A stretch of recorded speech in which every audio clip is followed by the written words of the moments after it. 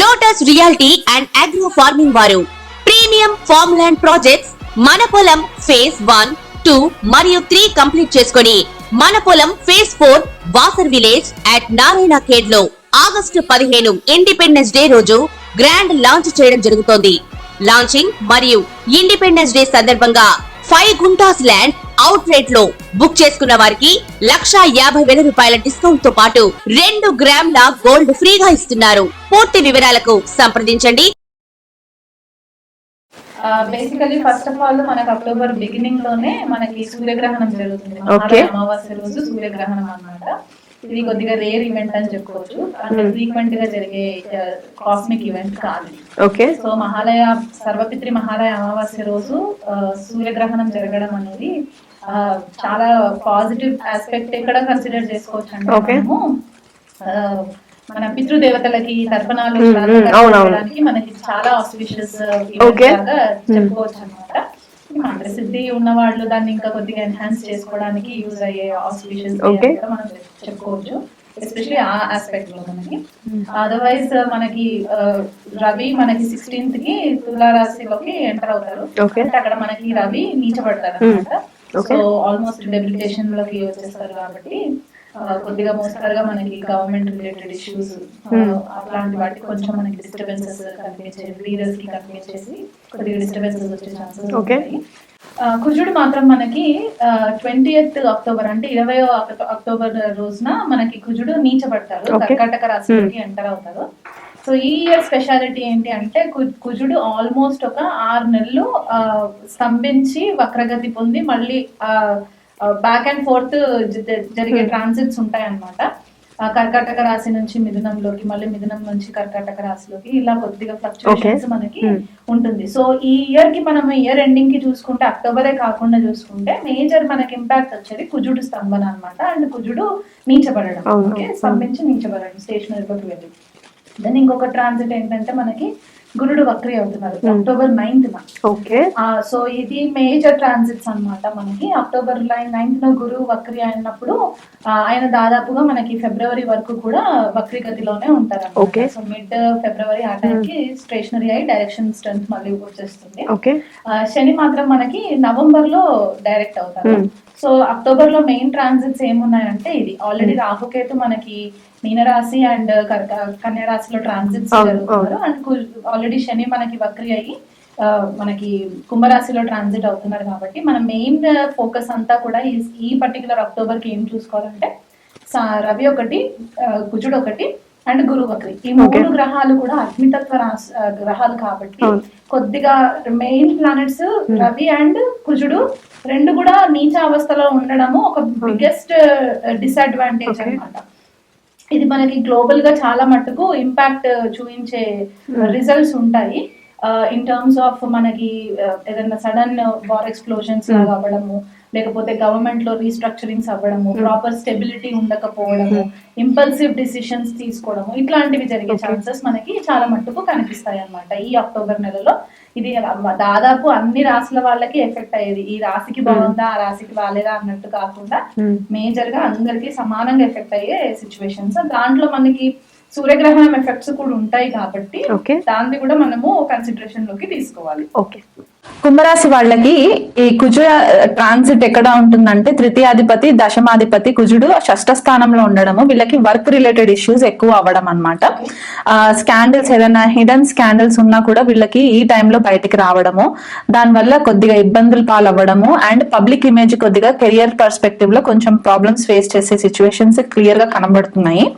And దానివల్ల డబ్బు నష్టపోవడము, అనవసరమైన ఖర్చులు పెట్టడము, లేకపోతే ఇంకొకటి ఏంటంటే సప్తమాధిపతి రవి భాగ్యస్థానంలో ఉండడము. సో దీని వల్ల భార్యకి గాని భర్తకి గాని స్పౌస్ రిలేటెడ్ హెల్త్ ఇష్యూస్ ఎక్కువ కనబడడము, భాగ్య వృత్తిలో కొద్దిపాటిగా ఇష్యూస్ రావడము, దీని వల్ల చాలా ప్రాబ్లమ్స్ ఫేస్ చేస్తూ ఉంటారన్నమాట ఈ పర్టికులర్ మంత్.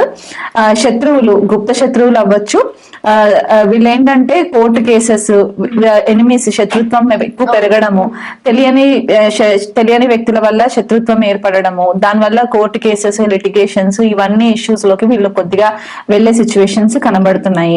అండ్ షష్టంలో కూర్చున్న కుజుడు లగ్నాన్ని చూస్తుంటారు అనమాట అష్టమ దృష్టితోటి. సో అక్కడ లగ్నంలో కూడా మనకి వక్రి అయిన శని ఉన్నారు కాబట్టి కొద్దిపాటిగా హెల్త్ సంబంధించిన ఇష్యూస్, లేజినెస్ పెరగడము, బ్లడ్ కంటెంట్ కూడా కొద్దిపాటిగా ఇష్యూస్ లో ఉండడము, తక్కువ బ్లడ్ కంటెంట్ రావడము, ఇవన్నీ జరిగే ఛాన్సెస్ కుంభరాశి వాళ్ళకి ఈ పర్టికులర్ మంత్ లో మనకి క్లియర్ గా కనబడుతుంది అనమాట.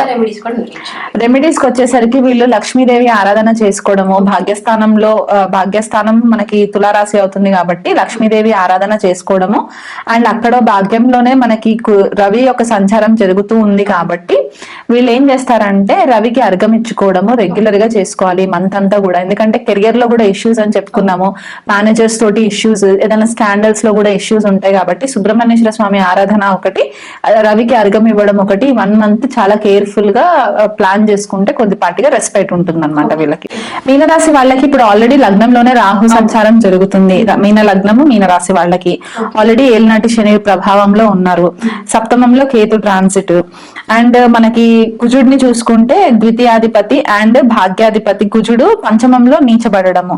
సో ఇక్కడ పిల్లలకి సంబంధించి ఇబ్బందులు రావడము, పిల్లల వల్ల అనవసరమైన మానసిక ఒత్తిడికి గురవ్వడము, లేదా పిల్లల హెల్త్ పరంగా కొద్దిపాటిగా డిస్టర్బెన్సెస్ రావడము, ఎక్కడైతే ఆల్రెడీ ఇన్వెస్ట్మెంట్స్ చేసి ఉంటారో ఆ ఇన్వెస్ట్మెంట్స్ లో కొద్దిపాటిగా లాసెస్ రావడము, లేదా ఇంకా అనుకోకుండా ప్రాపర్ ప్లానింగ్ లేకుండా వీళ్ళు డబ్బు నష్టపోవడము, తెలిసి తెలియగా ఎక్కడైనా పెట్టుబడి పెట్టడము, అందులో ల్యాండ్ కి సంబంధించి రియల్ ఎస్టేట్ కి సంబంధించి పెట్టుబడి పెట్టడము, లేకపోతే కొత్త ప్రాజెక్ట్స్ ఏదైనా చేయడము దాని ప్రాపర్ ప్లానింగ్ లేకుండా చేసుకోవడం వల్ల కూడా వీళ్ళకి కొద్దిపాటిగా డిస్టర్బెన్సెస్ కనబడుతున్నాయి. అనవసరమైన మాయాలోకంలో ఉండడము, ఎందుకంటే ఇక్కడ మీనరాశి వాళ్ళకి ఆల్రెడీ రాహు సంచారం జరుగుతుంది కాబట్టి వీళ్ళు ఊహించేది ఒకటి, దాని అంచనా ఇంకొక రాగా ఉంటుంది అనమాట. సో దాని వల్ల కూడా వీళ్ళు కొద్దిపాటిగా వీళ్ళ క్యాలిక్యులేషన్స్ మిస్లీడ్ చేస్తాయి అనమాట. వీళ్ళ డెసిషన్స్ ని ప్రాపర్ డెసిషన్ మేకింగ్ స్కిల్స్ కూడా వీళ్ళకు ఉండవు ఈ పర్టికులర్ మంత్ లో.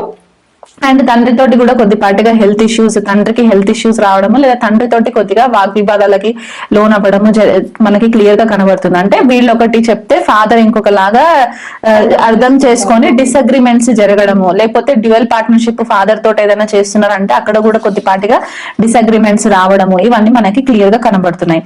సిబ్లింగ్స్ తోటి కూడా అంటే అక్క చెల్లెళ్ళు అన్నతమ్ములతో కూడా కొద్దిపాటిగా కమ్యూనికేషన్ లో ఇబ్బందులు రావడం కనబడుతూ ఉంది మనకి.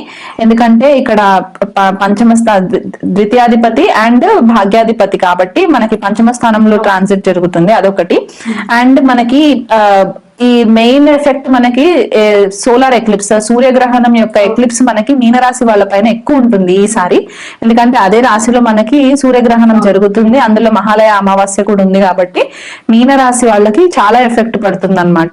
సో ఓవరాల్ గా మనం ఈ ద్వాదశ రాశుల్లో చూసుకుంటే ఈ సూర్యగ్రహణం ఎఫెక్ట్ ఎవరికి ఎక్కువ ఉంటుంది అంటే మీనరాశికి, కర్కాటక రాశికి, కన్యా రాశికి, సింహ రాశికి, వృశ్చిక రాశి వాళ్ళకి కూడా కొద్దిపాటిగా ఎఫెక్ట్స్ చాలా ఎక్కువ ఉంటాయి. కుంభరాశికి కూడా ఎక్కువ ఎఫెక్ట్స్ ఉంటాయి అన్నమాట. వీళ్ళందరూ కూడా గ్రహణం అయిపోయిన తర్వాత గ్రహణ శాంతి పూజ చేయించుకోవడము, రవికి, చంద్రుడికి, రాహుకి, కేతుకి కలిపి వీళ్ళు పరిహారము గ్రహణం తర్వాత చేయించుకోవడము చాలా ఇంపార్టెంట్ రెమెడీ అన్నమాట. దీన్ని ఎఫెక్ట్స్ మనకి దాదాపు 3 months to 6 months ఉంటుంది కాబట్టి వారి వారి జన్మ జాతకాన్ని బట్టి వాళ్ళకి సిచ్యువేషన్స్ ఎట్లా ఉన్నాయో చూసుకుంటూ మెల్లిగా దాన్ని ట్రాన్స్ఫర్మేషన్ గా హ్యాండిల్ చేసుకుంటూ వెళ్ళాలే తప్ప హేస్టీ డెసిషన్స్ తీసుకోవడానికి లేదు. ఓవరాల్ గా ద్వాదశ రాశుల వాళ్ళకి చెప్పేది ఏంటంటే కుజుడి యొక్క ట్రాన్సిట్ నీచావస్థలో ఉండడము, అది చాలా కాలం వరకు ఒక 6 to 8 months వరకు మనకి ట్రాన్సిట్ ఉంటుంది కాబట్టి వీలైనంత మట్టుకు ఎంత శాంతంగా ఉండి డెసిషన్స్ తీసుకుంటే అంత మేలు జరుగుతుంది. లేకపోతే చాలా మట్టుకు రిలేషన్షిప్స్ లో ఇంపల్సివ్ డెసిషన్స్, రెక్లెస్ కాన్వర్సేషన్స్ వల్ల వీళ్ళకి రిలేషన్షిప్స్ లో చాలా ప్రాబ్లమ్స్ వస్తాయి అన్నమాట.